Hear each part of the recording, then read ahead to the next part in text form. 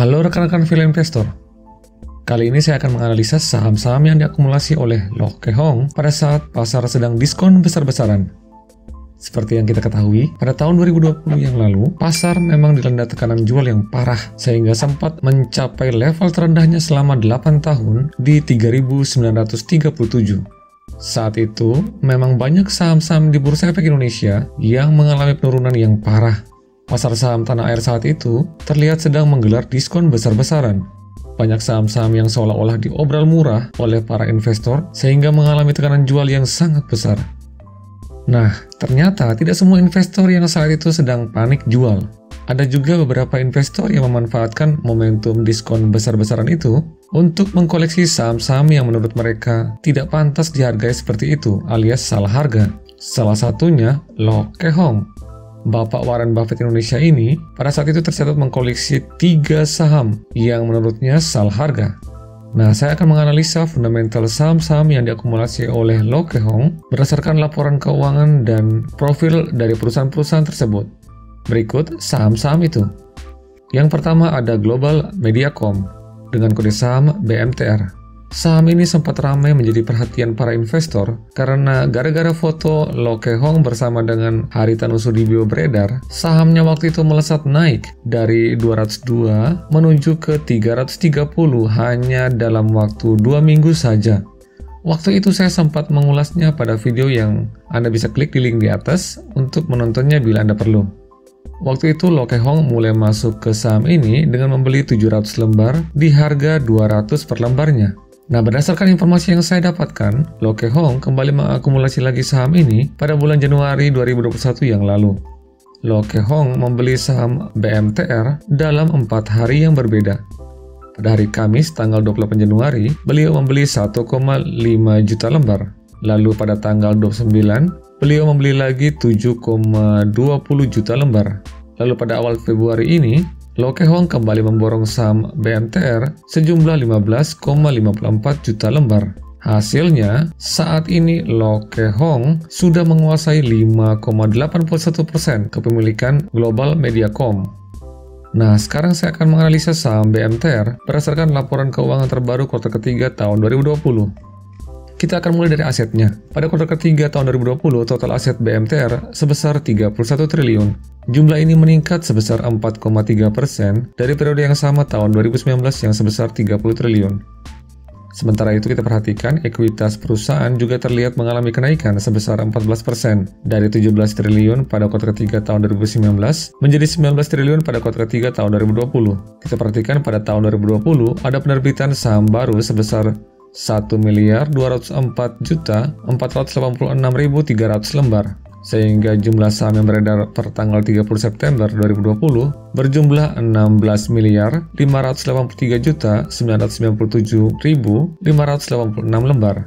Sehingga kita perhatikan modal ditempatkan bertambah dari 1.533 miliar pada kuartal ketiga tahun 2019 menjadi 1.658 miliar pada kuartal ketiga tahun 2020. Di samping itu ada kenaikan pada pos saldo laba dari 11 triliun pada kuartal ketiga tahun 2019 menjadi 12 triliun pada kuartal ketiga tahun 2020. Nah, ini merupakan salah satu ciri-ciri perusahaan yang bagus karena dari laba perusahaannya, BMTR masih bisa menyisihkan sebagiannya untuk disimpan sebagai saldo laba. Saldo laba ini sangat bermanfaat bagi ekspansi BMTR di masa yang akan datang. Sekarang kita akan melihat kesehatan keuangannya dari total hutangnya. Pada kuartal ketiga tahun 2020, total hutang BMTR sebesar 11 triliun. Jumlah ini turun sebesar 9% dari kuartal ketiga tahun 2019 yang sebesar 12 triliun. Nah, yang menarik di sini kita perhatikan hutang jangka pendeknya agak lebih banyak dari hutang jangka panjangnya. Sekilas, porsi hutang ini memang agak kurang bagus. Tapi jika kita bandingkan antara hutang jangka pendek yang besar ini dengan aset lancarnya, maka akan terlihat hal yang berbeda. Jumlah hutang jangka pendeknya yang sebesar 5 triliun jauh lebih kecil dari aset lancarnya yang nilainya mencapai 9 triliun. Ini menandakan solvabilitas yang sangat baik dari BMTR. Artinya, kemungkinan BMTR untuk melunasi hutang jangka pendeknya semakin besar karena sudah di-backup dengan aset lancarnya yang jumlahnya kira-kira 2 kali lipat dari nilai hutang jangka pendeknya. Nah, sekarang mari kita periksa laporan laba ruginya. Sampai kuartal ketiga tahun 2020, BMTR memperoleh pendapatan sebesar 8.967 miliar. Jumlah ini menurun sebesar 7% dari kuartal ketiga tahun 2019 yang sebesar 9.671 miliar. Dari pendapatan ini, BMTR berhasil memperoleh laba komprehensif sebesar 1.332 miliar. Jumlah ini menurun sebesar 22% dari kuartal ketiga tahun 2019 yang sebesar 1.719 miliar. Nah, sekarang mari kita cek valuasinya. Pada saat video ini dibuat, PER dan PBV BMTR masing-masing sebesar 4,43 kali dan 0,38 kali. Saham kedua yang diakumulasi oleh Loke Hong pada saat diskon besar-besaran pasar saham adalah PT Gajah Tunggal dengan kode saham GJTL. Dari data RTI terlihat saat ini Loke Hong menguasai 5,06% saham Gajah Tunggal. Menurut informasi yang saya dapat, Loke Hong sudah mulai mengakumulasi saham Gajah Tunggal sejak tahun 2021 ini. Nah, kira-kira apa alasan Loke Hong mengakumulasi saham ini? Mari kita lihat sedikit tentang profil Gajah Tunggal. Gajah Tunggal merupakan produsen ban terintegrasi yang sudah berdiri di Indonesia sejak tahun 1951. Perusahaan terkenal dengan merek bannya seperti GT Radial, IRC, Gajah Tunggal, GT, dan Zeneos. Ini adalah diagram yang menunjukkan jenis produk ban yang dihasilkan Gajah Tunggal. Terlihat produksi yang paling banyak ada pada ban radial penumpang sebesar 41%, disusul ban bias dan ban sepeda motor dengan presentasi 23%, lalu ban radial untuk truk dan bus dengan presentasi 10%. Lalu kita perhatikan data utilisasi ini sampai dengan kuartal ketiga tahun 2020, capaian utilisasi yang paling besar terletak di pabrik ban radial dan truk dengan utilisasi sebesar 75%. Sementara itu, data ini menunjukkan rincian biaya produksi ban. Untuk biaya produksi, porsi bahan baku masih menjadi yang paling besar dengan presentasi sebesar 61%. Lalu untuk biaya bahan bakunya sendiri, kita perhatikan ternyata biaya yang paling besar digunakan untuk membeli karet alam dengan presentasi sebesar 26% dan karet sintetis dengan presentasi sebesar 21%. Lalu untuk biaya energi terlihat proporsinya sama untuk gas alam dan listrik. Sementara itu, diagram ini menunjukkan bahwa dalam 9 bulan pertama tahun 2020, produk yang dihasilkan oleh Gajah Tunggal 40%-nya ditujukan untuk pasar ekspor dan 60% ditujukan untuk pasar domestik. Jumlah ekspor ini meningkat presentasinya dari tahun 2019 yang sebesar 37%. Selanjutnya, saya akan menganalisa laporan keuangan terbaru Gajah Tunggal untuk kuartal ketiga tahun 2020. Kita mulai dari asetnya lagi. Pada kuartal ketiga tahun 2020, total aset Gajah Tunggal sebesar 17 triliun. Jumlah ini menurun sebesar 4,6% dari periode yang sama tahun 2019 yang sebesar 18 triliun. Sementara itu kita perhatikan ekuitas perusahaan juga terlihat flat atau hampir sama dengan kuartal ketiga tahun 2019. Nah, sekarang kita melihat kesehatan keuangannya dari total hutangnya. Pada kuartal ketiga tahun 2020, total hutang Gajah Tunggal sebesar 11 triliun. Jumlah ini turun sebesar 6,8% dari kuartal ketiga tahun 2019 yang sebesar 12 triliun. Nah, yang menarik sini kita perhatikan hutang jangka pendeknya yang sebesar 4 triliun, lebih kecil dari hutang jangka panjangnya yang sebesar 7 triliun. Porsi hutang seperti ini sebenarnya adalah yang terbaik. Dan jika kita bandingkan hutang jangka pendek dan aset lancarnya, kita perhatikan hutang jangka pendeknya sebesar 4 triliun, lebih kecil dari aset lancarnya yang nilainya mencapai 7 triliun. Ini menandakan solvabilitas yang sangat amat baik dari Gajah Tunggal. Artinya, kemungkinan Gajah Tunggal untuk melunasi hutang jangka pendeknya sangat besar. Nah, sekarang mari kita periksa laporan laba ruginya. Sampai kuartal ketiga tahun 2020, Gajah Tunggal memperoleh pendapatan bersih sebesar 9 triliun 615 miliar. Jumlah ini menurun sebesar 19% dari kuartal ketiga tahun 2019 yang sebesar 11 triliun 935 miliar. Nah, ada yang menarik di sini. Kita perhatikan dalam laporan keuangan ini, Gajah Tunggal mencatatkan rugi sebesar 104 miliar. Tapi jika kita teliti lebih dalam lagi, kerugian ini sebenarnya berasal dari rugi kurs yang dialami Gajah Tunggal sebesar 304 miliar. Nah, menurut Loke Hong, perhitungan baik yang menguntungkan maupun yang merugikan yang diakibatkan oleh selisih kurs bentuknya tidak real. Artinya, uang perusahaan sebenarnya tidak berkurang akibat kerugian itu. Kerugian selisih kurs hanya bersifat pembukuan saja. Nah, jika kita mengesampingkan kerugian kurs ini, maka kita bisa mendapat perhitungan seperti ini. 304 miliar dikurangi 104 miliar sama dengan 200 miliar. Jadi sebenarnya Gajah Tunggal masih mencatatkan keuntungan sebesar 200 miliar. Jumlah ini bahkan lebih tinggi dari periode yang sama tahun lalu yang sebesar 139 miliar. Hal inilah yang menarik perhatian Loke Hong untuk mengakumulasi saham ini karena melihat perbaikan kinerja yang dicatat oleh Gajah Tunggal selama tahun 2020 ini. Sekarang mari kita cek valuasinya. Pada saat video ini dibuat, PR dan PBV Gajah Tunggal masing-masing sebesar minus 21,6 kali dan 0,49 kali. Saham ketiga yang diakumulasi oleh Loke Hong selama periode diskon besar-besaran bursa adalah Mitra Bahtera Segara Sejati dengan kode saham MBSS. Terpantau Loke Hong membeli saham ini pada tanggal 29 Januari 2021. Saat ini, kepemilikan Loke Hong di MBSS sebesar 5,7%. Sekilas profil MBSS.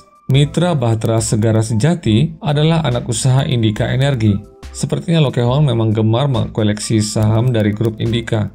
Karena Loke Hong juga tercatat sebagai pemegang saham Petrosi dengan kepemilikan 15%. Mitra Bahtera Segara Sejati adalah anak usaha Indika yang bergerak di bidang pelayaran. Perusahaan mengkhususkan diri pada jasa angkutan pertambangan terutama minyak dan batu bara.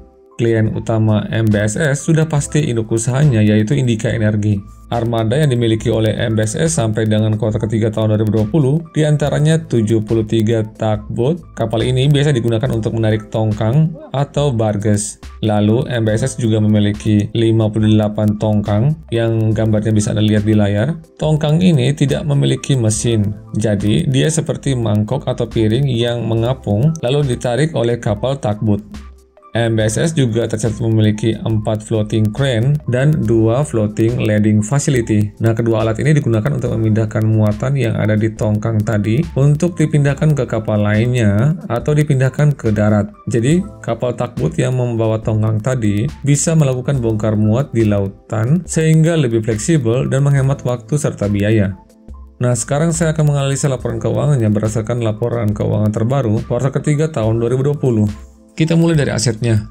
Pada kuartal ketiga tahun 2020, total aset MBSS sebesar 213 juta US dollar. Jumlah ini menurun sebesar 2% dari periode yang sama tahun 2019 yang sebesar 218 juta US dollar.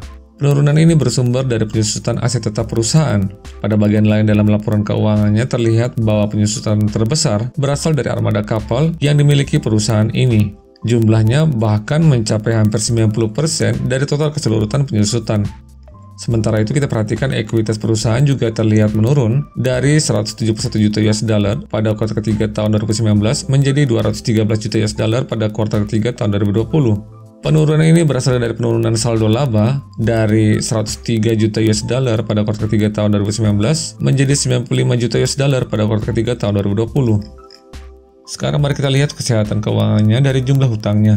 Pada kuartal ketiga tahun 2020, total hutang MBSS sebesar 49 juta US dollar. Jumlah ini naik sebesar 7% dari kuartal ketiga tahun 2019 yang sebesar 46 juta US dollar. Kita perhatikan hutang jangka pendeknya sebesar 25 juta US dollar, sedikit lebih besar dari hutang jangka panjangnya yang sebesar 24 juta US dollar. Sekilas, porsi hutang ini memang agak kurang bagus, tapi jika kita bandingkan antara hutang jangka pendeknya dengan aset lancarnya, terlihat hal yang berbeda. Jumlah hutang jangka pendeknya yang sebesar 25 juta US dollar jauh lebih kecil dari aset lancarnya yang nilainya mencapai 61 juta US dollar. Ini menandakan solvabilitas yang sangat baik dari MBSS. Artinya kemungkinan MBSS akan melunasi hutang jangka pendeknya sangat besar karena hutang jangka pendeknya bisa di backup oleh aset lancarnya yang terlihat 2 kali lebih besar dari total hutang jangka pendeknya. Sekarang mari kita periksa laporan laba ruginya. Sampai kuartal ketiga tahun 2020, MBSS memperoleh pendapatan bersih sebesar 40 juta US dollar. Jumlah ini menurun sebesar 32% dari kuartal ketiga tahun 2019 yang sebesar 60 juta US dollar. Di sisi lain, beban langsung hanya mengalami penurunan yang kecil, yaitu sebesar 19%, dari 48 juta US dollar pada kuartal ketiga tahun 2019 menjadi 39 juta US dollar pada kuartal ketiga tahun 2020. Akibatnya perusahaan mengalami rugi bersih sebesar 7 juta US dollar. Sekilas kita melihat kondisi keuangan dari MBSS sebenarnya tidak terlalu bagus. Tapi Loke Hong memiliki pandangan yang berbeda tentang hal ini. Dalam laporan arus kas, terlihat bahwa sebenarnya perusahaan masih memiliki kas bersih yang didapat dari kegiatan operasionalnya yang sebesar 11 juta US dollar. Hal ini menurut Loke Hong sudah cukup baik di tengah kondisi ekonomi yang memang sedang lesu, ditambah harga komoditas batubara yang pada tahun 2020 sedang dalam tekanan turun. Maka wajar jika kondisi keuangan perusahaan di sektor tambang memiliki kinerja yang agak suram. Yang penting bagi Loke Hong, dalam kondisi krisis seperti ini, perusahaan masih bisa dapat bertahan. Sehingga jika nanti krisisnya berlalu, dan dalam kasus MBSS ini jika ditambah lagi dengan harga batubara yang kembali naik, otomatis akan membalikan kondisi keuangan MBSS menjadi lebih baik dan pada akhirnya akan melambungkan harga saham MBSS.